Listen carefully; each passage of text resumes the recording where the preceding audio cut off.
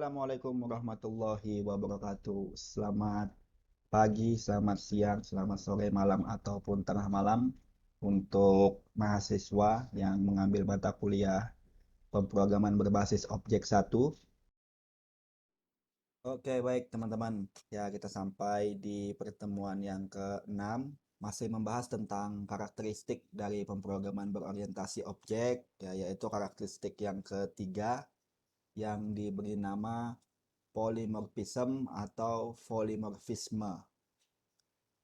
Nah, apa itu polimorfisme? Yaitu kemampuan untuk memperlakukan objek yang memiliki perilaku atau bentuk yang berbeda. Jadi, maksudnya adalah metode di mana dia punya nama yang sama, tapi punya perilaku atau isi yang berbeda. Ada dua bentuk implementasi dari konsep polymorphisme. Yang pertama itu diberi nama overloading, yaitu kemampuan untuk menggunakan nama yang sama untuk beberapa metode yang berbeda parameter, baik itu dari tipe dan atau jumlahnya. Jadi gini teman-teman, kalau nanti kita bikin program, tentu akan dimungkinkan untuk banyak sekali membuat metode-metode. Ada mungkin nanti metode yang memang kita buat dengan sengaja namanya itu sama. Tapi kita ingin ketika nanti dia dipanggil, itu menjalankan hal yang berbeda. Supaya bisa membuat metode tersebut dengan nama yang sama tadi, kita harus membedakan tipe atau jumlah parameter yang ada pada metode tersebut. Ya, ini yang disebut sebagai overloading.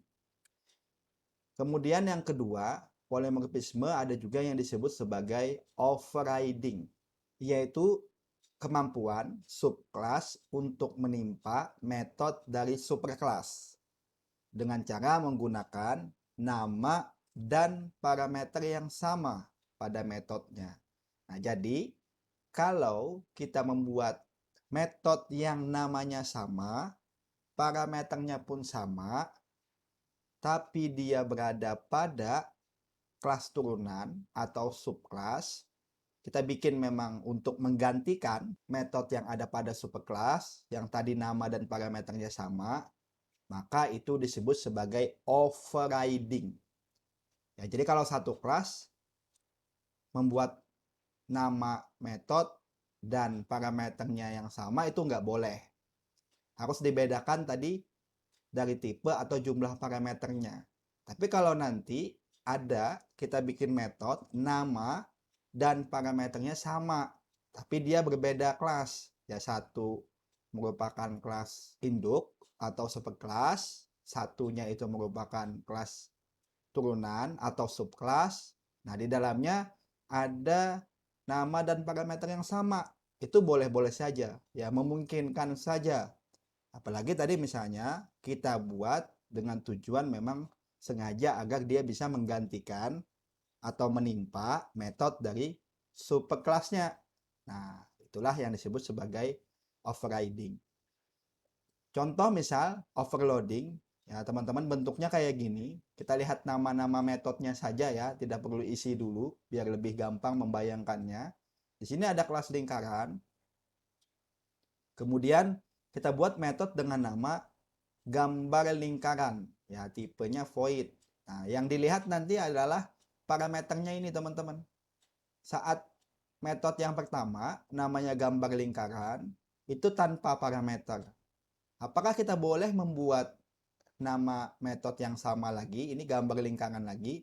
Boleh-boleh saja ya, misalnya dibikin lagi, di kelas ini ada namanya void gambar lingkaran, tapi ditambah satu buah parameter, misalnya integer diameter. Nah, ini boleh, sebab yang satu itu tanpa parameter, yang kedua ini menggunakan satu buah parameter. Ketika kita memanggil, nanti dia akan menentukan, tergantung pada parameter yang kita isikan. Kalau kita memanggil gambar lingkaran tanpa parameter, berarti bagian ini yang jalan. Sedangkan kalau kita memanggil metode gambar lingkaran dengan satu buah parameter, bilangan bulat ya, karena integer maka bagian ini yang jalan. Jadi dia akan otomatis memanggil yang cocok dengan tipe dan jumlah dari parameternya. Nah, kita bikin lagi misalnya void gambar lingkaran tapi dengan parameter double. Sama dengan di atas, ini kan sama-sama satu parameter ya. Tapi apakah boleh? Boleh, sebab walaupun dia jumlah parameternya sama, sebanyak satu, tapi tipenya berbeda. Nah, ini integer, ini double. Bagaimana pemanggilannya? Kalau bilangan bulat yang kita isikan, maka dia ini yang jalan. Sedangkan kalau dia bilangan menggunakan koma, maka ini yang jalan. Gitu ya. Jadi misalnya kita isikan gambar lingkaran 5, angka 5 itu bilangan bulat, bagian ini yang dijalankan. Tapi kalau kita isikan gambar lingkaran 5.0, maka bagian ini yang jalan. Sebab dia anggap 5.0 itu masuk ke tipe yang double. Misalnya kita buat lagi, ada void gambar lingkaran integer diameter, integer x, integer y. Nah, ini berarti dia mempunyai jumlah yang berbeda dibandingkan sebelum-sebelumnya. Kalau di sini ada 1, 2, 3. Ya, jumlahnya ada 3 buah parameter, semuanya menggunakan integer. Jadi ini integer, integer, integer. Belum ada sebelumnya yang seperti itu. Jumlahnya 3, menggunakan 3-3-nya integer. Belum ada, maka ini juga boleh. Di bawahnya lagi kita buat void gambar lingkaran, yang ini lebih banyak. Ya, integer diameter, integer x, integer y. Ditambah lagi ada integer warna, string nama lingkaran misalnya. Nah, maka ini juga dibolehkan. Berarti ini ada berapa jumlahnya nih? 1, 2, 3, 4, 5. Ya, belum ada juga yang susunan dari tipe data parameternya seperti ini. Nah, itu juga boleh. Kalau dilihat di sini berarti ada 1, 2, 3, 4, 5. Ada 5 buah metode dengan nama gambar lingkaran. Kelima-limanya itu punya jumlah dan tipe parameter yang berbeda. Maka ini diperbolehkan ya teman-teman. Tinggal nanti kita panggil nama dari metodenya ini, gambar lingkaran ini, dengan mengisikan masing-masing parameter yang ingin kita sesuaikan, ya, yang ingin kita panggil. Nah, ini disebut sebagai overloading, yaitu menggunakan nama metode yang sama, tetapi membedakannya dari jumlah atau tipe parameter. Ya, nanti kita bikin kode programnya. Kita lanjut lagi misalnya ke bagian overriding. Nah, tadi overriding itu berarti kita membuat nama metode dan parameter yang sama. Jumlahnya sama, tipenya sama. Tapi digunakan untuk menimpa metode yang ada pada superclass. Ya, jadi letaknya pada subclass. Kita lihat di sini misalnya nih teman-teman. Ada kelas persegi. Ya, di dalamnya ada metode set luas dengan satu buah parameter integer sisi.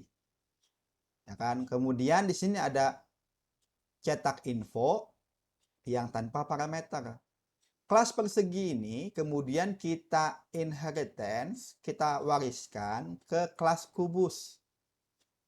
Di kelas kubus kita buat juga metode yang sama namanya nih, set luas, kemudian tipenya sama, jumlahnya pun sama. Ya kan, ini ada satu parameter, tipenya integer. Di sini juga ada satu parameter, tipenya integer.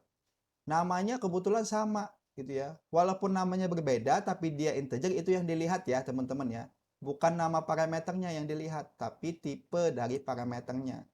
Jadi di sini ada satu menggunakan integer, di sini satu menggunakan integer juga. Namanya set luas, ini juga set luas. Maka berarti bagian set luas yang ada pada kelas kubus akan dijalankan ketika nanti dipanggil dari kelas kubus, bukan kelas persegi yang dijalankan. Ya, bagian ini nih yang menimpa ini itu disebut sebagai overriding. Nanti di atasnya bisa ditambahin gitu, ada add override gitu ya. Artinya ini mengoverriding metode yang ada pada superclass. Nah, di bawah dibikin lagi misal nih, void cetak info. Nah, kalau kita lihat ini tanpa parameter. Di sini juga ada cetak info tadi tanpa parameter. Berarti bagian ini juga mengoverriding, ya mengoverride cetak info yang ada pada kelas persegi. Ya kan? Jadi bagian ini udah diganti lah istilahnya gitu kan dengan yang ada pada kubus. Nah, kalau dipanggil seperti ini, super titik cetak info, ini kayak gini nih teman-teman. Berarti bagian cetak info yang ada pada kubus ketika nanti dipanggil itu menjalankan metode cetak info yang ada pada kelas supernya. Ya, jadi kalau dipanggil seperti ini, itu akan menjalankan bagian sini. Kalau tidak dikasih tulisan ini, maka nanti kan dianggap sama ya dengan ada pada subkelasnya. Nah, supaya memang dia bisa menjalankan juga pada subkelas ini, metode yang tadi ada pada superkelas ditambahin tulisan super. Oke, selanjutnya kita akan buat program ya yang menerapkan polimorfisme. Pertama tadi menggunakan overloading, kemudian yang kedua menggunakan overriding.